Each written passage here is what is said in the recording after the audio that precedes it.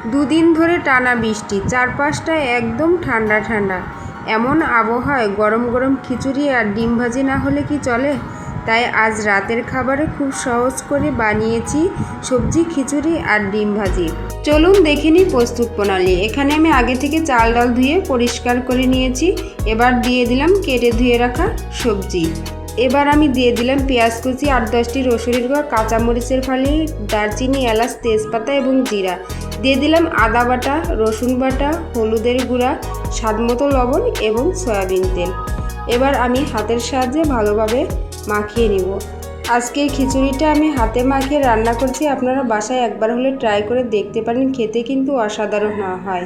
দিয়ে দিলাম পর্যাপ্ত পরিমাণে পানি। এবার আমি ঢাকনা দিয়ে ঢেকে কিছুক্ষণ রান্না করে নিব। ফিরছি কিছুক্ষণ পর।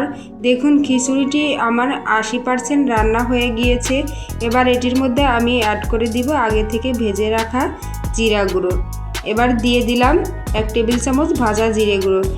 এ পর্যায়ে আমি একটু নেড়ে চেড়ে আবারও ঢাকনা দিয়ে ঢেকে কিছুক্ষণ রান্না করে নিব, যতক্ষণ পর্যন্ত না বাড়তি পানিটা শুকিয়ে আসে।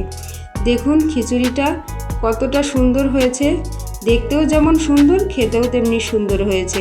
এ পর্যায়ে আমি এটিকে নামিয়ে নিব, আর বেশি জাল করব না। এর সাথে আমি ভাজছি ডিম। চুলাতে কড়াই বসিয়ে তেল দিয়ে দিলাম ফেটিয়ে রাখা ডিম।